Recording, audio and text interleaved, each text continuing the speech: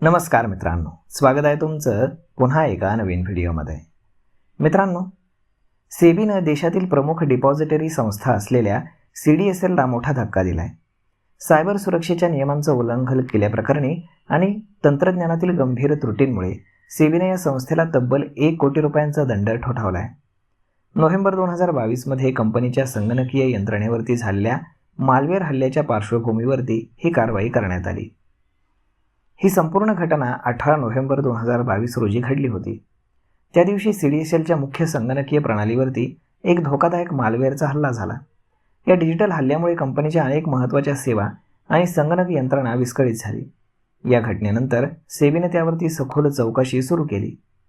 चौकशी अंती सेबीनं 88 पानांचा एक सविस्तर रिपोर्ट जारी केला.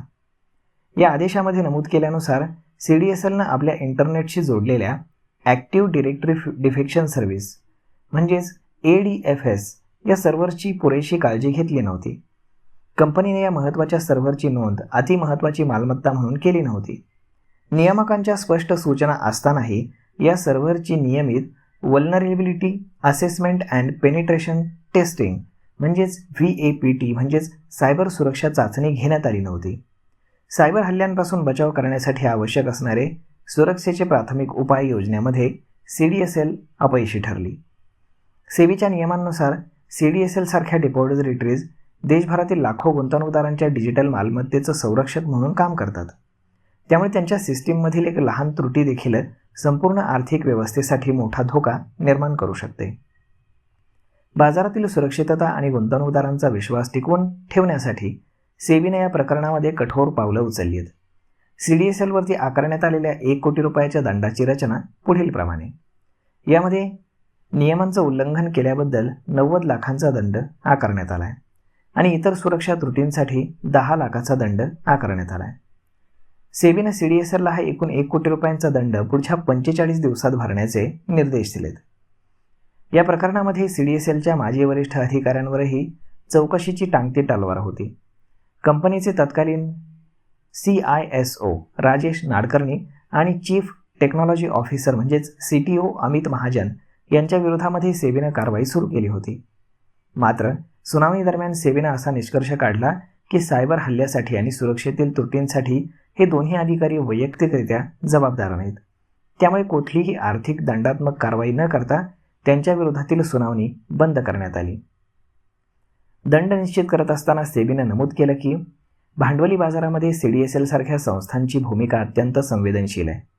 अशा संस्थांमधील तंत्रज्ञानाचा बिघाड किंवा सायबर हल्ला केवळ त्या एका कंपनीपुरता मर्यादित राहत नाही, तर त्याचा संपूर्ण शेअर बाजारावरती आणि लाखो गुंतवणूकदारांच्या विश्वासावरती प्रतिकूल परिणाम होतो.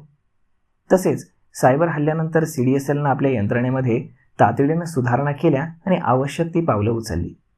ही बाब देखील सेबीनं लक्षात घेतली. तसेच घटनेची माहिती देण्याच्या प्रक्रियेमध्ये झालेल्या विलंबासाठी कंपनीने यापूर्वीच 10 लाखांचा दंड भरलेला आहे. हे विचारात घेऊनच अंतिम दंडाची रक्कम ही निश्चित करण्यात आली. या कारवाईची माहिती मिळाल्यानंतर अनेक किरकोळ गुंतवणूकदारांच्या मनामध्ये प्रश्न निर्माण झाला आहे की त्यांच्या डीमॅट खात्यांमध्ये असलेले शेअर्स, म्युच्युअल फंड युनिट्स आणि बॉन्ड्स सुरक्षित आहेत की नाही. तर सेबीने ठोठावलेला हा दंड प्रशासकीय आणि नियमांच्या पालनाशी संबंधित दंड आहे. किरकोळ गुंतवणूकदारांच्या डीमॅट खात्यासंदर्भातील शेअर्स आणि सिक्युरिटीजवरती याचा कुठलाही नकारात्मक परिणाम होत नाही.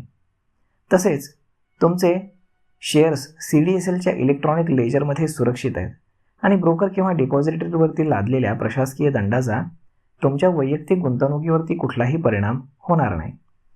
CDSLची प्रचंड मोठी बॅलन्स शीट आणि वार्षिक नफा पाहता 1 कोटी रुपयांचा दंड हा अत्यंत नगण्य आहे. परिणामी कंपनीच्या दैनंदिन कामकाजावरती किंवा आर्थिक स्थितीवरती याचा कुठलाही परिणाम होणार नाही. तर मग मित्रांनो, अशा पद्धतीनं सेबीनं CDSLला 1 कोटी रुपयांचा दंड का ठोठावला आणि त्याच्या मागची कारणं काय हे आजच्या व्हिडिओमध्ये आपण जाणून घेतलं आहे. तर मग मित्रांनो, हा व्हिडिओ ही माहिती तुम्हाला कशी वाटली हे तुम्ही आम्हाला कमेंट करून नक्कीच सांगा. आणि जर आवडली असेल तर आपल्या जवळच्या मित्रमंडळींसोबत देखील हा व्हिडिओ तुम्ही शेअर करायला विसरू नका. धन्यवाद.